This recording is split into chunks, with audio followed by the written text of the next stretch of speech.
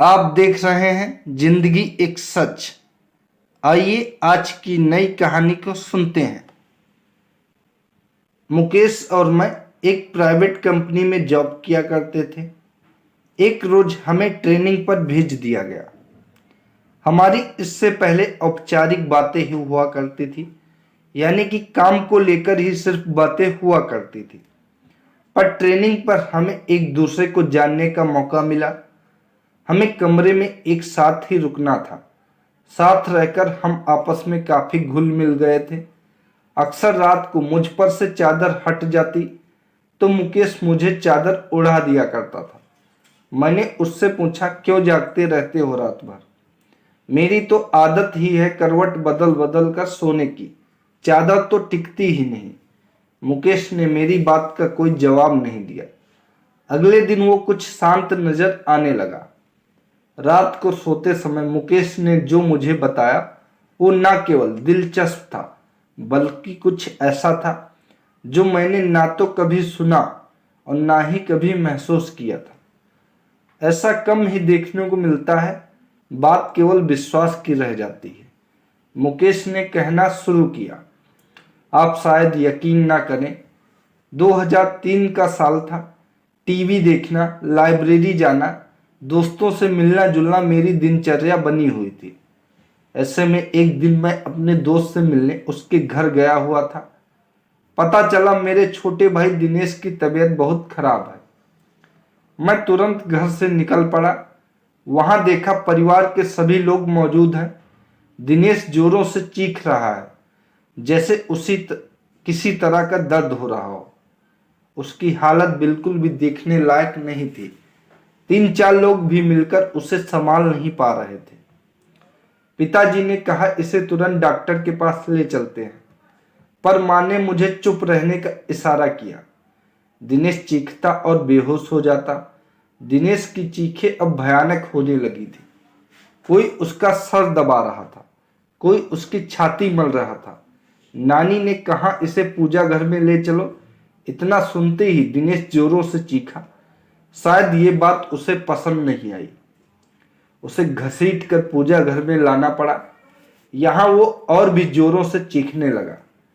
उसे संभालना मुश्किल हो रहा था, तो हमने उसे कुर्सी से बांध दिया। फिर नानी ने उससे प्रश्न किया, बता कौन है तू? सुनकर दिनेश गुस्से में भर गया।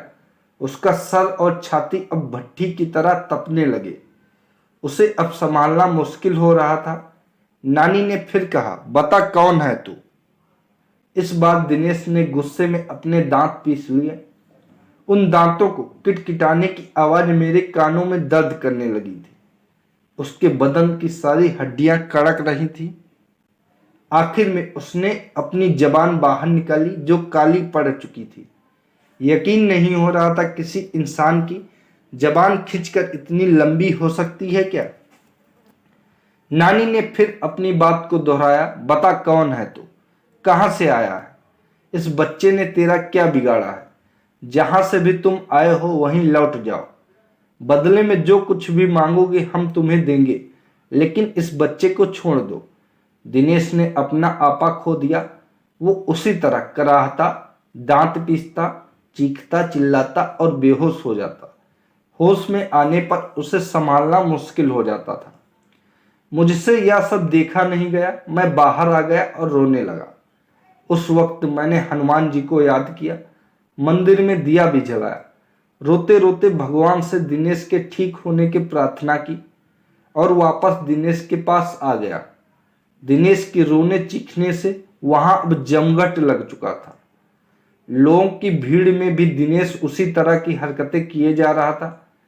उसके शांत होने पर मैंने उसे पानी पिलाया। पानी पीने के बाद वो और भयानक रूप में आ गया। उसका चेहरा एकदम काला हो गया, आंखें लाल सुर्ख हो गईं। यह वो दिनेश नहीं था जिसे मैं पहचानता था। ऐसा लग रहा था जैसे उसकी आंखें फटकर बाहर आ जाएंगी। पास जाने पर वो हर किसी को काटने को दौड़ता, अपना मुंह नोचने लगता और फिर वो शांत हो जाता और रोने लगता। मैंने पूछा, तुम कौन हो? क्यों परेशान कर रहे हो? दिनेश ने मेरी तरफ ऐसे देखा जैसे मेरी जान ले लेगा। दिनेश कुछ देर तक मुझे घूरता रहा। वो दिनेश नहीं था, उसकी जगह किसी और ने ले ली थी। सबकी बारी बारी घूरने के बाद उसकी आंखें अपने कोटर में गोल गोल घूमने लगी। ऐसा नजारा जीवन में पहली बार ही देख रहा था, बल्कि मैं तो कहूंगा यह सब कुछ जीवन में पहली बार ही देख रहा था। वो चीखना, चिल्लाना, वो भयानक सी हंसी, वो दांत पीसना, किटकिटाना, दांत में कराहना, हड्डियों का एक साथ कड़कना, सब कुछ एक मनहूसियत में बदल रहा था। फिर दिनेश ने एक लंबी सांस खींची और छोड़ी। उसकी सांस की दुर्गंध इतनी थी, आप सब अपना मुंह ढककर बाहर निकल गए, जितने भी लोग वहां खड़े थे। और वो पागलों की तरह हंसा। वापस अंदर जाने पर दिनेश फिर सभी को घूरने लगा। हमने वापस उससे पूछा, कौन हो तुम? फिर वो एक औरत की आवाज में बोला, मैं शाहडोल की हूं, मैं हूं तंत्रा। इसने मुझे जगा दिया है, मैं इसे नहीं छोड़ूंगी, इसे अपने साथ लेकर जाऊंगी। और हंसने लगी। हमने कहा, जो तुम मांगोगी हम तुम्हें देंगे, पर इसे छोड़ दो। वो दुष्ट आत्मा अब अपने पूरे रूप में आ गई और बोली, मुझे एक मटकी, 4 नारियल, चुनरी, श्रृंगार का पूरा सामान लाकर दो, मैं चली जाऊंगी। नहीं तो इसे अपने साथ ही लेकर जाऊंगी। जल्दी करो, उसने कहा, जल्दी करो, दफा हो जाओ। ये सामान लेकर ही आना, वरना इसे तो मैं चबा जाऊंगी। और हंसने लगी।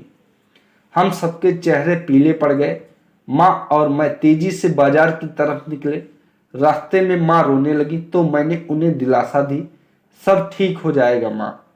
माँ बोली, कुछ भी ठीक नहीं होने वाला मुकेश, मैंने तुझे बताया नहीं, इसने जब अपना पहला असर दिखाया था तब दिनेश को क्या हुआ हम समझ ही नहीं पाए थे। दिनेश के साथियों ने हमें बताया, उस दिन दिनेश के ऑफिस में मीटिंग थी। सब आपस में हंस बोल रहे थे, सब कुछ ठीक ठाक था कि अचानक दिनेश की तबीयत बिगड़ने लगी। दिनेश ने सामने रखा गिलास उठाया और पानी पिया। पानी पीते ही दिनेश बेहोश हो गया। उसके साथी चौंक गए। 2 लोगों ने मिलकर उसे टेबल पर लिटाया। उस समय उसकी आंखों से आंसू बह रहे थे। वो अपने साथियों से कुछ कहना चाह रहा था, लेकिन उसके मुंह से भी एक शब्द नहीं निकल पा रहा था। उसके साथी उसे हॉस्पिटल ले गए। हम जैसे ही सूचना मिली कि वो हॉस्पिटल में है, हम सभी वहां पहुंच गए। दिनेश कुछ देर बाद दिनेश ठीक हो गया। क्या हुआ उसे खुद भी कुछ मालूम नहीं था। उसे इतना बस याद था कि वो बेहोश हो गया था। उसके बाद कभी ऐसा कुछ नहीं हुआ जिससे कोई परेशानी हो। तुम ठीक कह रही हो माँ, उसके बाद भी कुछ हुआ जरूर था। क्या मतलब? माँ बोली। मतलब ये माँ, पिछली बार जब मैं छुट्टियों में घर आया था, उस रात मैं कमरे में सो रहा था। रात के 3 बजे का समय था। कमरे की खिड़की खुली हुई थी और उससे तेज हवा कमरे में आ रही थी। उस हवा के शोर से मेरी आंख खुली। मैंने देखा एक साया मेरे पास खड़ा था। ध्यान से देखने पर मैं उसका चेहरा ना देख पाया। उसके चेहरे पर कालिख के अलावा कुछ ना था। उसका शरीर धुएं जैसा था। अचानक वो साया बादल की तरह तैरता मेरे पास आने लगा। मैं घबरा गया और अपनी चादर में मैंने अपने आप को समेट लिया। वापस देखा तो वो साया वहां नहीं था। इसे अपना वहम मानकर मैं भूल चुका था, पर अब दिनेश की हालत देखकर लगता है कुछ जरूर हुआ है माँ। इससे बाद में मैं मटकी लेने चला गया और माँ श्रृंगार के लिए सामान खरीदने लगी। मुझे दुकानें बंद मिली तो मैं सीधे कुम्हार के घर चला गया। वहां से लाल और काली दोनों मटकी ले आया। वापस आकर ज्यों ही सामान हमने दिनेश के आगे रखा, वो शांत हो गया। नानी उसे देखने गई और दिनेश के सामने जाकर खड़ी हो गई। कुछ देर तक नानी ने उसे ऐसे ही देखती रही तो हमने नानी से पूछा, क्या हुआ नानी? नानी हमारी ओर पलटी। अब नानी के चेहरे के भाव दिनेश जैसे हो गए थे। हम और भी घबरा गए। ये क्या हुआ? अब नानी ऐसा क्यों बिहेव कर रही है? नानी ने भी उसी चीख के साथ रोना शुरू कर दिया और कहा, मैं शहडोल की हूँ, मेरी हत्या कर दी गई थी। मेरी लाश के बेरहमी से टुकड़े टुकड़े करके दफन कर दिया गया। मुझे इंसाफ चाहिए। मुझे जहां गाड़ा गया वहां ये लड़का पेशाब कराया। मैं सोई हुई थी, इसने मेरा अपमान किया और मुझे जगा दिया। पर अब मुझे कुछ नहीं चाहिए, मैं जा रही हूं, मुझे रास्ता दो। हमने पूछा, तुम इसे दोबारा परेशान नहीं करोगी? वो बोली, नहीं, इसने मेरा अपमान किया, जिसकी सजा मैंने दे दी, अब मुझे जाने दो। और नानी बेहोश होकर गिर गई। हमने नानी को संभाला। इतनी देर में दिनेश भी सामान्य हो चुका था। हमने दिनेश को भी कुर्सी से खोल दिया। फिर कुछ दिन और बीते। दिनेश को काम के लिए भोपाल जाना पड़ा। दिनेश और ऑफिस के कुछ लोग होटल में रुके। होटल में आधी रात को लोगों ने शिकायत की, वहां कमरे में रोने की आवाज आ रही है। होटल कर्मी ने जाकर देखा तो आवाजें दिनेश के कमरे से आ रही थी। कमरा अंदर से बंद था तो होटल कर्मी ने दूसरी चाबी से कमरे का दरवाजा खोला। सामने दिनेश था, होटल की चादर में पूरा लिपटा हुआ और जमीन से 2 फुट ऊपर हवा में उसका शरीर तैर रहा था। उसके मुंह से अजीब अजीब आवाजें आ रही थी। इस भयानक नजारे को देखकर उन लोगों के दिल दहल गए। कुछ लोग तो भाग खड़े हुए। बाकी लोगों ने दिनेश को पकड़ा तो वो चीख पड़ा और चिल्लाने लगा। लोगों ने पुलिस को फोन कर दिया। शांति भंग के आरोप में पुलिस दिनेश को ले गई। उसके साथियों ने उसे छुड़ाया। उसके बाद दिनेश का लगातार यही हाल रहा। किसी ने मंडल के जंगलों में एक तांत्रिक होने की बात हमें बताई। शायद वो दिनेश को ठीक कर सके। हमने उसे बुलाया। उस तांत्रिक ने भी आत्मा से बातें की तो उसकी वही मांग शुरू हो गई। मटकी, 4 नारियल, चुनरी और श्रृंगार का सामान। अभी तक याद है मुझे, वो किसी तरह अपनी मांगें दोहराती थी। इन सबके साथ उसने शराब भी मांगी। शराब उसने पहली बार मांगी थी। रात के समय शराब कहीं भी नहीं मिली। मैं भागा भागा अपने मोहल्ले की उन गलियों में गया जहां से मुझे गुजरना भी गंवारा नहीं था। पर भाई की सलामती के लिए भी उन गलियों में गया जहां अक्सर लोग नशे में धुत पड़े रहते थे। शराब की दुर्गंध के कारण दिन में भी उस गली से कोई नहीं गुजरता था। वहां जाकर मैंने उन लोगों से शराब मांगी तो उन्होंने कहा कि आज तू भी पिएगा, आज आजा बैठ यहाँ, आज तू बेटा सारे गम भूल जाएगा। मैं गम भुलाने नहीं आया हूँ, मेरे भाई की तबीयत खराब है, उस पर ऊपरी साया है, उसके लिए मैं शराब लेने आया हूँ। तांत्रिक शराब से पूजा करेगा। यह सब जानने के बाद उन्होंने शराब की बोतल मुझे दे दी, जिसे लेकर मैं लौट आया। इसके बाद शराबियों से मेरी नफरत कम हो गई। तांत्रिक ने पूजा शुरू की। रात भर तांत्रिक पूजा करता रहा। दिनेश कभी चीखता, कभी चिल्लाता, कभी दर्द में कराहता, कभी गुस्से में तांत्रिक को गालियां देता, कभी मुझे घूरता, कभी तांत्रिक को घूरता। ये सब हरकतें वो कर रहा था। तांत्रिक का उस पर कोई ध्यान नहीं था। वो एक दाना गेहूं का लेता, कुछ मंत्र पढ़ता और उस दाने को दिनेश पर फेंकता। उस दाने के शरीर पर पड़ते ही दिनेश बुरी तरह तड़पने लगता था।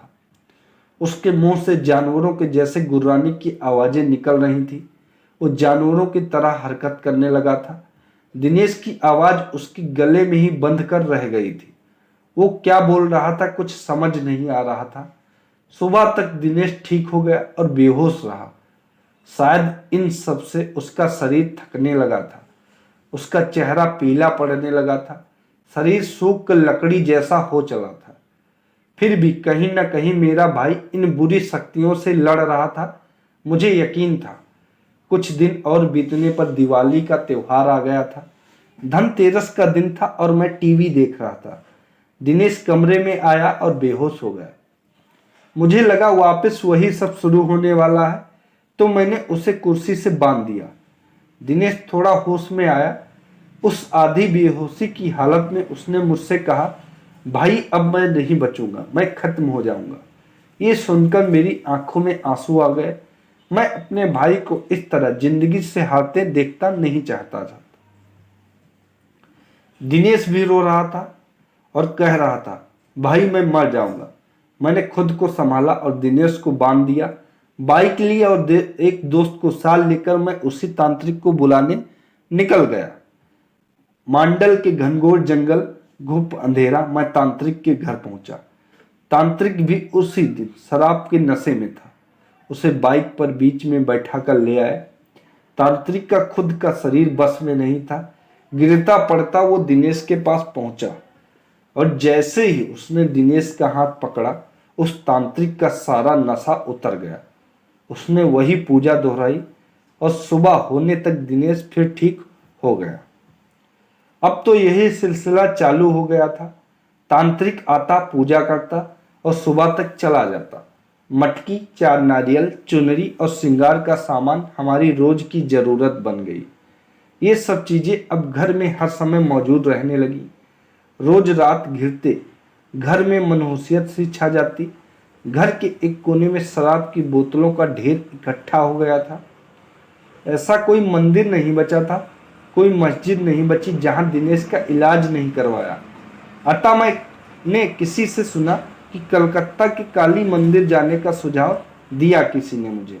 वहां जाकर दिनेश का इलाज कराया। यहाँ भी उसकी वही मांग जारी थी, मटकी, 4 नारियल, चुनरी और श्रृंगार के सामान की। पर पुजारी ने साथ साथ कुछ नींबू, लौंग और कफन भी मंगवा लिया। इस बार की पूजा मुझे कुछ विशेष लगी। पुजारी हर बार कुछ मंत्र पढ़ता और उसे नींबू में फूंक देता और उसमें लौंग चुबा देता। फिर उस नींबू को कफन में लपेटकर एक मटकी में डाल देता। दिनेश को इससे बहुत दर्द होता और वो बेहोश हो जाता। होश में आकर दिनेश की फिर वही हरकतें चालू हो जाती जो वो हरकतें पहले करता था। पर पुजारी अपने काम में लगा रहा। जैसे ही उस आत्मा की बारी आई, वो कहने लगी, मुझे छोड़ दो, मुझे छोड़ दो, अब जाने दो मुझे। पुजारी बोला, तू इसे फिर परेशान करेगी। नहीं करूंगी, मुझे माफ कर दो, जाने दो।